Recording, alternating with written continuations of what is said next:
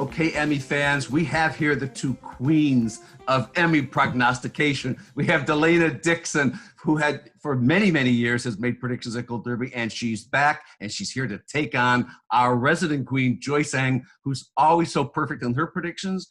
Just do what the rest of us do, steal them, right? So I'm just going to play referee here. I'm Tom O'Neill at Gold Derby. And first of all, DELAINA explained that you guys used to work together previously, right? Yes, we used to work together at a celebrity news magazine, and it was 13 years ago. But we're so old. But she knew everything about television, and I thought I knew a lot about TV, but she has this like photogenic memory, so she knows everything. So I'm not even saying this is a competition. I'm just going to give my point of view and stay on the safe side. But I'm so glad we see each other at all the upfronts, at Television Critics Conference. So we've stayed in touch over the years, and she hasn't changed a bit. She looks exactly the same. Well, neither has DELAINA. So. DELAINA goes way back with us so far, by the way, that DELAINA, you were making daytime Emmy predictions with us like 18 years ago or something. I know, I can't believe it. Yeah, I used to write for the soap opera magazine, so I knew all about the daytime Emmys, which has changed. I mean, The Bay just won, and so you have a digital series winning. So I think it's so interesting how the field has changed. So has my TV taste. I'm watching a lot more streamed shows, so I'm excited to talk about what's going to win the primetime Emmys now. Okay, so let's start with Joyce, and she's got the best track record here. Joyce, set up best comedy series race for us. I think our odds right now, I think it still has Maisel in front, former champ, and Schitt's Creek right behind. I have Schitt's Creek right now winning. It broke through last year, 3 huge nominations, another one in costume. So it already did that hard part last year, and this year it ended. It had a really, there was a lot of buzz around the final season, and I think people are discovering it just from last year. If like voters were shocked by, what is this Schitt's Creek that just got, acting nominations and series nomination last year? They might be catching up on Netflix. The first 5 seasons are on Netflix, the last season's not yet. But it could be one of those things where maybe they're catching up and they're voting on like the series as a whole. Maisel, I think, will lead the nominations because it's just such a craft heavy show. So I think they'll do fine in that regard. And I can totally see it winning again. It keeps winning acting prizes. It won 4 last year. So it could totally do that again, and then take series along with it. And take series along with it. Yeah. DELAINA, straighten us out here, because I think that Maisel is more of a threat. I think it's possible that Maisel could be the front runner. That's what I have now, because I'm just a coward. But Schitt's Creek is possible. And, The Good Place has also been hovering for so long and could finally break through. I'm going to have to agree with you a little bit on this. I think because Schitt's Creek is actually ending, we finally have our season 6. And for anybody who hasn't been able to see it on Netflix, just hop on over to Pop TV, get your friend to loan you their cable code so you can get in. That's what I did, so I could watch season 6. But since it won't be back, I think this is the only real opportunity to make it the top show. And so that's one of the reasons why I would stand behind that. I just started watching The Marvelous Miss Maisel, and I can understand why people love this show. I mean, not only are the words crafted perfectly, but it's, it's a period piece, so it looks great, and it deals with different types of issues back in that time. So I can understand why it would win again. But I think after a while, people want something different. So Schitt's Creek might happen. I don't know about The Good Place. It's a great show, but I feel like everybody likes voting for something that's on a streaming network. So I don't know if NBC is going to be able to break through with it, but it would be exciting if it happens. I also feel like Schitt's Creek kind of took the final season thunder a little bit away from The Good Place. Like it also ended this year, but rather quietly. And it also ended earlier than Schitt's Creek. Yeah, I think we've talked about this last year before too, but like how some people might think of Schitt's Creek as a streaming show, even though it's Canadian, but it airs here on Pop linearly, but it's also on Netflix, and people are catching up with it on Netflix, just like they did with Breaking Bad 7 years ago, and that's when it blew up. So Yeah, I think Good Place will get nominated, but I don't see a win for it really. What then, Joyce? Keep going. What is it? What else can win comedy series? Any other one possible? I don't know. I mean, if you get nominated, you can win, I guess. But I think those are the top two. I think Good Place is probably good for a nomination. I think Curb is good for a nomination. I have Dead to Me getting in. I think, last year, no one really expected that comedy actress nomination for Christina Applegate. And that premiered last year pretty late too, in early May before the deadline. And it's become a breakout hit for Netflix. And I think it could get serious this year and Linda Cardellini in, maybe writing, maybe like a supporting bid for James Marsden, who returned as a completely new character. It could have one of those kind of classic like sophomore bumps where, in the first season they got like one nomination here or there, and then it really takes off in the second season, kind of like Killing Eve last year with the second season, because Sandra Oh got in and Phoebe Waller-Bridge got in for writing for the first season, and last year, it won drama actress for Jodie Comer. And DeLaina, even if we're right in our suspicion that that Schitt's Creek is not going to win comedy series, and I'm not saying that it cannot win or really won't win. It's just I'm a little more skeptical than most. But its stars, like Catherine O'Hara, is such a veteran, beloved veteran. A lot of us think she's out front to win. And then there's Eugene Levy. There's the co-creator of the show, the esteemed. His character isn't as it's very subdued, of course. Well, she's over the top. So go for it, DeLaina. Well, if I had to pick somebody to win in the Best Actress category for a comedy, I would definitely say that it's going to be, Catherine. Just the words that she has to say, that kind of over-the-top language that she uses in the role, and how she delivers it without you even thinking about it. Like, after you think about the sentence, you're like, what exactly did she just say? But it seems so natural, and that takes a lot of work to do. Just the whole costuming, the character she plays, I think people are really drawn to what they see. So I think this is going to be her year. I'm really excited to see what happens. Yeah, I think she's going to take it. And isn't it cool that she's a former, as a character, daytime star, and she has a line in this series where she said, "I once held the record for demonic possessions on daytime TV." And her favorite season is awards season, so absolutely she has to win. We know that she would have the dresses for it, exactly, right? Oh, definitely. I'm just like, I would love to see a speech by her, and if this ends up being virtual, like, how are they going to do it? Are they going to be like pre-taped? Like, I like want the moment of her like winning and being like totally more. We'll see what happens in September, but yeah, I think she is probably the favorite now to win. And what I find so fascinating when I was doing a little research is she said that she didn't even want to play this character, not because she didn't want to play the character, but because she's lazy to do a series. So she was like, yeah, I don't know. I mean, I'd have to come to work and shoot like 10 to 12 episodes per season.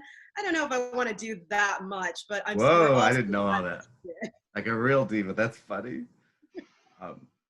Among new shows, Joyce, Rami came through at the Golden Globes, even though Gold Derby didn't predict it. I am so mad I didn't predict him, because I was like, he fits the classic profile of someone they would give the win to, but the show wasn't nominated, and they usually like to not necessarily pair the wins, but like also nominate the show. But if they had just nominated the show, I would predict him. But anyway, it's a real factor. Yeah. Among the Hollywood elite, it's like Schitt's Creek. It's like a cool show to make sure you're. Mm-hmm. Yeah, I thought last year it had an outside chance of at least getting into writing, but another Hulu comedy, Pen 15, got that surprising writing nomination instead. I have Rami in, and I have Rami Youssef in for actor. I think, obviously he got a good buzz and a profile from the Globe win, and Mahershala Ali is in season 2, so that helps the profile of the show as well. So I think it could get that like auteur vote if people have also caught up with the show, since they've been home for the past 3 months as well. So who knows what they're watching. I know I'm rude if anyone's following me.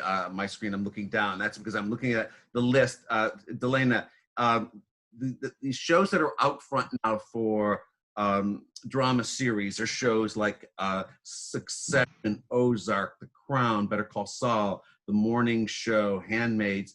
Are any of these shows like just take the latest cycle of TV viewing for all of us as quarantine participants and all that? Have you kind of fallen in love with any one of these shows, or have you rediscovered them, or best drama series? I have to say that I'm more of a comedy girl. So if I'm watching anything, I'm probably watching comedies, but I have heard about all these shows, and I think that's good. That's a good start. You can watch them all kind of in one session has definitely made a difference. Now, I wanted to go back to Rami for a second, because I think it's so important with a show like Rami. We have to talk about diversity in television. Mm-hmm. And I think that's one of the reasons a show like that, where we're showing a different side of life, we're showing about, a Muslim man trying to find his way in a modern day world and still be in touch with his faith, is so important. And I think you're going to see that reflected. So if you look at some of my predictions, especially not so much for the winners, but in runners up, I've picked a lot of diverse actors, because I think it's going to be in people's minds. We have to celebrate diversity. We need to celebrate Black actors. We need to celebrate Latino actors. So I think that's going to happen. And, whether or not people think they're the best shows, I think it's important that you say, these are stories that we need to hear. And the more that you listen, the more you realize that the writing is just as good as any other show. Joyce, diversity at the Emmys. Let's talk. Yeah, I think what also helps is, especially for series, for something like Rami, and then, even something like Insecure getting in. Issa Rae's been nominated for, the expanded... I think she's getting in this year. Yeah, I'm surprised. Yeah, I have her getting in as well. Yeah, I think the new proportional rules sort of helps, for series, because that's something you could really, gloat about in, all your promotion materials. They nominated these types of series with these diverse leads. And, TV has been better than film in that regard, in terms of representation, diversity. Obviously, it could always be better. It was just 2 years ago that Sandra Oh was the first Asian actress nominated drama actress, and still hasn't been a winner, and it was only 5 years ago that Viola Davis was the first Black actress to win drama actress. So, and like DELAINA said, I think the climate right now might spur people on to hopefully check out and consider more shows. Don't forget, they also have unlimited slots on their nominating ballot, so they can vote for as many shows and people as they want to. So it's just a matter of fact of how many. And that's recent. We should explain. Up till a year or so, it was you had to put your top 10 in each category. But now, and I'm an Emmy voter. Now you just simply go through the list, and if you think they're worthy, you check them off, and then they calculate that. Mm-hmm. Yeah, and I think you're going to see that reflected, that people, like I said, they might not say, oh, this is the top person, but they're going to say, you know what? We need to recognize more diversity at these award ceremonies. And I really do enjoy, or I really do think this person gave a great storyline, gave a great performance. And so you're going to see that. And it's just a matter of where you fall. Can you fall into that top 4 or 5 and get a nomination? Then you've got your opportunity.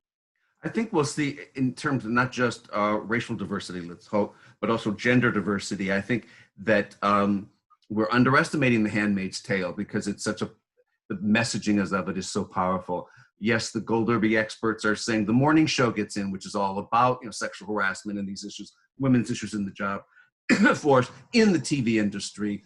That has just the powerful message of that show will help it forward. So I think it's not just diversity in terms of gender and the rest of it, but I think it's also in terms of women's issues. I think there is a climate now to be more and more focused on, let's get female perspective shows like Handmaids and Morning Show, etc., with a primarily female perspective. I think that will help too. Let's hope. Yeah, and they've, I wouldn't say they're the best at being socially aware or anything, but they've, made strides. Just 3 years ago. yeah, like Fleabag, but like 3 years ago, you know, like the winners were all female lead shows for series. It was Handmaids, and Big Little Lies and Veep. So and that was even before Me Too. That was like 3 weeks before Harvey Weinstein, you know. So and you know, this is not to say that like you should vote for someone because they're for diversity reasons because they're a person of color, whatever. Like it should still be because of merit, but you should be more open-minded about these offerings from people who might not look like you know, and consider it. And you have unlimited slots, so why not vote for as many people as you want? And I also think right now that people are starting to say, you know, maybe I haven't watched a show with a predominantly Black cast or a predominantly Asian cast. Mm-hmm. I don't relate to that story, but as people are reaching out and saying, I want to know more about these diverse worlds different from my own, they are discovering these shows. I mean, you can go on to Netflix or Hulu and they have like a whole Black Lives Matter collection, and you're actually watching the shows and you're realizing, wow, you know, these stories are not necessarily my personal stories, but I can relate to the themes happening within the stories. And I realized, no, it's amazing acting, it's incredible writing. Yeah, the wardrobe is fantastic. And so people are going to say, I finally discovered this and realized how great it is. Yeah. And in that vein, I think Watchmen, which, you know, you could literally say it's like on the nose with, you know, its themes of, you know, racism I think that will do well. And it's also a good show. It's well made, it's well acted. So I think that's going to take limited series. And then in the limited series race, we have the theme of Mrs. America is about the struggle for female empowerment, or the fight against the struggle for female empowerment. So, I mean, we have a lot of these top contenders here with these messages that it's really encouraging to see that they're getting this kind of early buzz. We're going to wrap it up right here, and we're going to pick this up, and we're going to do it again as we get closer to or right after. We need to wait for ballots to come out. Oh, we need a little guidance. Okay. We will. It's a date. We'll do it then. Thanks.